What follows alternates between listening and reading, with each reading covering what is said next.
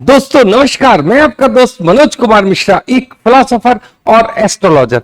मैं आप सभी लोगों का अपने YouTube channel astro aura world पर हार्दिक स्वागत करता हूं और आप सभी लोगों से ये रिक्वेस्ट करता हूं कि अगर आप लोग मेरे चैनल पर अभी नए हैं तो चैनल को जरूर सब्सक्राइब करिए। तो आज का टॉपिक जो मैं आप लोगों के समक्ष लेकर आया हूं वो क्या है, मिथुन लग्न वालों का जुलाई 2023 गोचर के हिसाब से कैसा जाएगा या गोचर उसको किस प्रकार की ऊर्जा दे रहा है। तो हम लोग बात करेंगे आपसे मिथुन लग्न वालों के लिए। देखिए, अगर आपकी कुंडली में यहां पर बीच में इधर पहले वाले भाव में 3 नंबर पड़ा हुआ है तो ये कुंडली किसकी होगी? मिथुन लग्न वालों की होगी। और गोचर के हिसाब से ये सारे ग्रह हमने आज के हिसाब से यहां लिख दिए हैं, जुलाई मंथ में यहां पर होगा। और गोचर क्या होता है? गोचर इस समय जो ब्रह्मांड में जो ग्रह जिस राशि पर चल रहा होता है उस राशि को हम लोग लग्न में फिट कर देते हैं और वो गोचर की स्थिति होती है, उसी के अकॉर्डिंग वो गोचर वालों को अपनी ऊर्जा देता है। तो अगर आप लोगों ने मेरी वो वीडियो की मिथुन लग्न वाले लोग कैसे होते हैं अभी तक नहीं देखी है तो आई बटन पर क्लिक करके एक बार जरूर देखें कि मिथुन लग्न वाले लोग कैसे होते हैं। तो देखिए, चर्चा को आगे बढ़ाने से पहले आपको स्थिति देख लीजिए। इस तरीके के इस बार ग्रह पड़े हुए हैं और कौन कौन सी डेट इसमें मेन है। देखिए, 1 तारीख से लेकर 4 तक, मतलब महीने की जो शुरुआत हो रही है ना इस बार मिथुन लग्न वालों की एकदम बढ़िया हो रही है। 1 जुलाई से लेकर 4 जुलाई तक का पीरियड आपका जो है गुड पीरियड है। 5 और 6 इसमें कोई बड़ा डिसीजन नहीं लीजिए, छोड़ दीजिए, आगे चल के बहुत अच्छा समय आ ही रहा है आपका। 7 से लेकर 11 तारीख तक बेस्ट फॉर मनी, मतलब फाइनेंस से संबंधित जितनी भी चीजें हैं, जो भी आप इन्वेस्टमेंट करना चाहते हो 7 तारीख से लेकर 11 तारीख तक कीजिएगा। 12 से लेकर जो 14 का पीरियड है ये लव एंड रोमांस का पीरियड है। इसके अलावा जो आपकी स्पाउस है, मतलब जो हमारा जिन लोगों की शादी वगैरह हो चुकी है वो घर में मतलब अपने स्पाउस के साथ भी 2 मीठे बोल बोलने का समय है। 15 तारीख से 16 तारीख का जो समय है ये स्ट्रेस वाला समय रहेगा। 17 और 18 बेस्ट फॉर बिजनेस और 19 और 20 फिर ये 2 दिन आपके स्ट्रेस के आते हैं। और 21 से लेकर 26 तक बेस्ट टाइम है। 27 से 26 थोड़ा झगड़ा वगैरह कुछ हो सकता है। और 30 और 31 जो इसमें नहीं लिखी है वो टाइम फॉर सेल्फ है, मतलब इस महीने में आपसे किसी काम में अगर कोई मिस्टेक हो गई है, हमसे अगर कोई कमी हो गई है तो हम उस टाइम में अपने लिए सोचेंगे, अपने बारे में सोचेंगे। उसे हम टाइम फॉर मेडिटेशन वगैरह भी कहते हैं। जो गलती हो गई उसे सुधारने का वो समय है 30 और 31। तो देखिए, अब कुंडली पर वापस आते हैं और देखते हैं कि ये आपसे क्या कह रही है। सबसे पहले बात करते हैं आपके लग्न की। मतलब लग्न क्या होता है? लग्न होता है मैं स्वयं। तो जो लग्न का मालिक है वो 7 तारीख तक तो सूर्य के साथ रहेंगे। एक्चुअली क्या होता है जब हम ये बनाते हैं ना, अब ये बुध हुआ, चंद्रमा हुआ, तेजी से चलने वाले ग्रह हैं, तो उस हिसाब से क्या होता है कि थोड़ा जहां ज्यादा समय के लिए रहेगा हम वो लिख देते हैं। तो देखिए, जैसे बुध और सूर्य के साथ बुध मतलब सेल्फ, जो मैंने आपको सुबह शुरू में अपने वीडियो के बताया 1 से लेकर 4 तक, मतलब ये वाला जो पीरियड होगा ना, आप कोई भी काम कीजिए फर्स्ट क्लास आपका मूड रहेगा, एकदम मन की स्थिति फर्स्ट क्लास रहेगी। तो जब हमारे मन की स्थिति अच्छी रहेगी तो क्या होगा, हमारे काम भी अच्छे होंगे। तो 1 से लेकर 4 तक का आपका ये पीरियड, 5 और 6 ये जब चंद्रमा हमारा यहां से गोचर करेगा 8th हाउस से, तो क्या होता है कि कितने भी हम लोग कोशिश करें, कभी कभी आप लोग ये सोचते होंगे कि मेहनत तो हम लोग बराबर कर रहे हैं लेकिन उसका परिणाम अच्छा नहीं मिल रहा, मतलब मन में संतुष्टि नहीं आ रही। तो वो काम करता है हमारा चंद्रमा। जब भी वो हमारा 8वें भाव से, 12वें भाव से, 6ठे भाव से गोचर करेगा तो ये हर इंसान के मन के भाव होते हैं कि कभी कभी तो हम छोटा सा काम करेंगे और प्रसन्नता ज्यादा होगी, कभी हम बहुत ज्यादा मेहनत करेंगे और परिणाम कुछ भी नहीं मिलेगा। तो ये 5 और 6 आपके लिए इसी टाइप का समय है।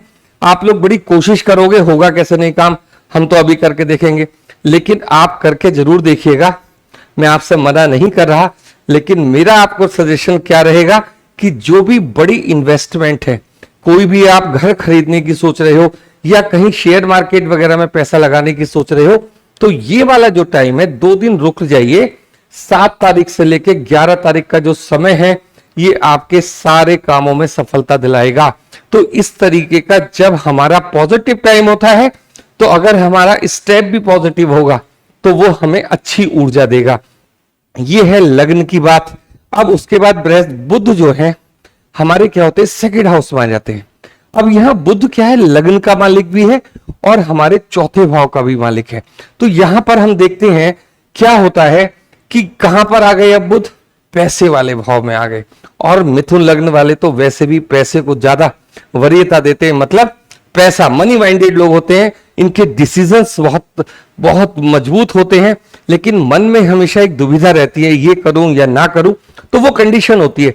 अब जब बुध यहां आ जाएंगे तो क्या होगा कि आप अगर कोई कार्य आपका कहीं रुक भी गया है या कुछ ऐसा आपके ऊपर आरोप लग गया है या कुछ ऐसी मनोस्थिति आपकी चल रही है या सामने वाला किसी बात को आपकी नहीं मान रहा, तो क्या होगा, आप अपने पैसे के बल से उससे अपनी बात बनवा लोगे। और ये जो पीरियड है ना आपका 8 से लेकर 24 तक का, बुध सेकंड हाउस में रहेंगे, उसके बाद वो थर्ड हाउस में चले जाएंगे।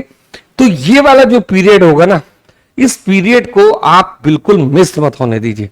देखिए, गोचर जो एनर्जी लेकर आ रहा होता है उस समय का हमें उपयोग जरूर करना चाहिए।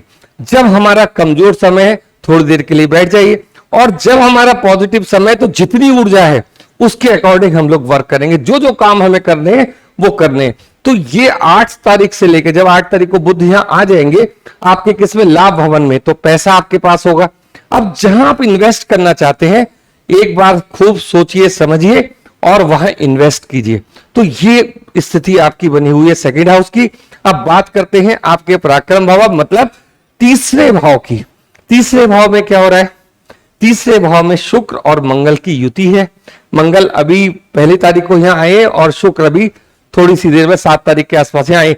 चलिए वो अलग चीज है। अब यहां पर जब हम पराक्रम भवन की बातचीत करते हैं तो मंगल और शुक्र की युति है। अब मंगल कहां से आए हैं, देखिए मंगल आपका छठे हाउस के मालिक है, 8 नंबर, और 1 नंबर आपका कहां पड़ा है, लाभ भवन। तो ये स्थिति बनी हुई है आपकी कि आपके लाभ भवन का मालिक और आपकी सर्विस का मालिक कहां पर पड़े हुए हैं, थर्ड। तो ये पराक्रम भवन में आपसे क्या चाहते हैं, आपसे पराक्रम भवन में ये चाहते हैं कि आप पूरी ऊर्जा के साथ, जिस तरीके से मंगल की ऊर्जा होती है उस प्रकार से आप उठिए और वर्क कीजिए। थर्ड हाउस हमारा होता है पराक्रम का, और जब यहां मंगल खुद आए हुए पड़े हैं और वो आपको लाभ दिलाने के लिए भी है, और आपकी सर्विस सेक्टर जिसमें आप सर्विस करते हो या कुछ ऐसी काम करते हो, थर्ड हाउस से संबंधित कोई काम करते हो, तो आपको और ज्यादा लाभ होगा। साथ में शुक्र भी बैठे हैं। तो मैं आपसे लगातार कह ही रहा हूं कि जब शुक्र थर्ड हाउस में आ जाते हैं, थर्ड हाउस हमारा किसका होता है, आस पड़ोस का भी होता है। अगर आपकी कुछ ऐसी एज है कि पता चला कि भाई आप किसी से लव करते हो या कुछ इस टाइप की बातचीत है, तो ये वाला भी समय आपके लिए बहुत उपयुक्त है, क्योंकि शुक्र हमारे थर्ड हाउस में 12 से लेकर 14 तक अगर आप ये कार्य करते हो तो आपके लिए बेस्ट टाइम है ये। और जब हम देखते हैं स्पाउस के लिए भी ये वाला टाइम बहुत अच्छा है। जब मैं 7th हाउस में आऊंगा आपको बताऊंगा। देखिए अब हम लोग आपसे चर्चा करेंगे आपके 4th हाउस की। 4th हाउस का मालिक बैठा हुआ है सेकंड हाउस में, कोई दिक्कत वाली बात नहीं। कोई भी चीज खरीदनी है, कुछ करना है, आप कर सकते हैं। अब बात करेंगे आपके 5th हाउस की। 5th हाउस में केतु बैठे हैं और इनका जो मालिक है वो कहां है, 3rd हाउस में बैठा है। तो यहां आपसे ये कहना चाह रहा हूं मैं कि आप 5th हाउस हमारा क्या होता है, हमारी बुद्धिमत्ता का होता है, हमारे बच्चों का होता है और हमारे स्वास्थ्य का भी होता है। तो जब वहां केतु आ गए तो आपको थोड़ा चिंता करने की आवश्यकता है। मतलब आपको अपने खान पान पर ध्यान रखना होगा, तो आपकी क्या होगा, स्वास्थ्य अच्छा होगा। बच्चों को भी थोड़ा समय देना होगा। आपका इस महीने पूरा बिजी शेड्यूल है, ये बात मैं मानता हूं। पैसा आपके पास खूब आएगा, कोई दिक्कत वाली बात नहीं, लेकिन फिर भी अपने बच्चों के साथ भी बातचीत करनी है। 8th 6th हाउस की बता चुका। अब मैं आपसे बात करता हूं आपके 7th हाउस की। और 7th हाउस हमारा किसका होता है, स्पाउस का होता है। अगर हम बिजनेस करते हैं किसी की पार्टनरशिप के साथ तो हमारी पार्टनरशिप का भी होता है।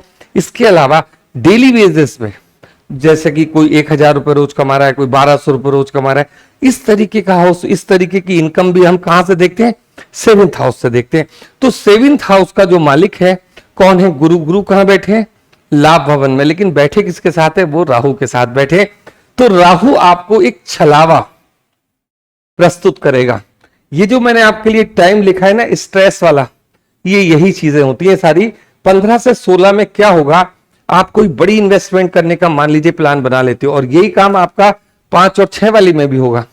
कोई बड़ा काम, कोई बड़ी बिल्डिंग, कोई अच्छी गाड़ी, या कोई वसीयत करने जा रहे हैं, कुछ भी आप इस टाइप की काम करने जा रहे हैं जो आप सोच रहे हो कि मुझे बहुत ज्यादा फायदा होगा, तो इसमें क्या होगा? जिसके साथ आप वर्क कर रहे हो वो राहु का एक छलावा, मतलब भ्रम, आपके साथ धोखा होने की पूरे चांसेस बना रहा है। तो ये जो बैड टाइम है इसको छोड़िए और जो अच्छे अच्छे दिन है उसमें आगे बढ़िए, क्योंकि आपका जो टाइम है, आपके पास जो पैसा है, उसको इन्वेस्ट बहुत सोच समझ के कीजिए। टाइम बहुत अच्छा है। देखिए, जून वाले महीने में तो टेंशन थी, लेकिन जुलाई वाला महीना तो बढ़िया आया हुआ है। तो अब हम लोग बात करेंगे यहां शनि की। तो यहां पर क्या है? 8th house. 8th हाउस में शनि, इसका मालिक कहां बैठा है? भाग्य भवन में बैठा है। और भाग्य भवन आपसे क्या कह रहा है? लग्न के 2 दोस्त होते हैं, 5वां घर और 9वां घर।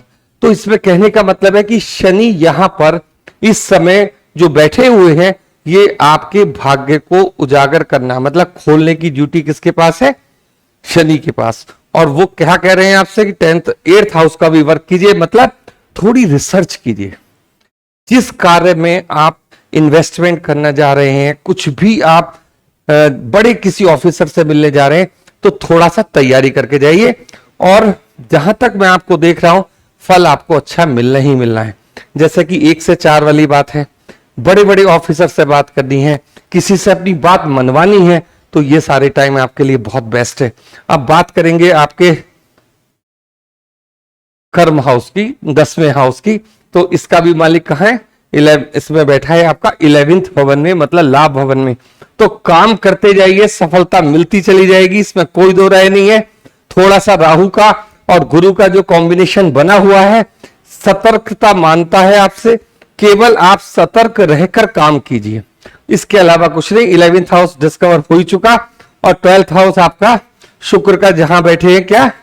3rd हाउस में। तो जो आप थोड़ा अपनी प्रतिभा के साथ जो चीज कमाओगे, उसका पूरे महीने एंजॉय भी करोगे। तो पूरा महीना कैसा है? हंसी का है, खुशी का है, उल्लास का है। और जो ये कुछ चीजें आपको मैंने बताई हैं, इन नेगेटिव डेट्स को छोड़ दीजिए। 30 और 31 तारीख जो आपकी आएगी, उसमें आपको क्या काम करना है? टाइम फॉर सेल्फ, अपने ऊपर जो महीने में आपसे कुछ कमी हो गई, गलती हो गई, उसको रियलाइज कीजिए।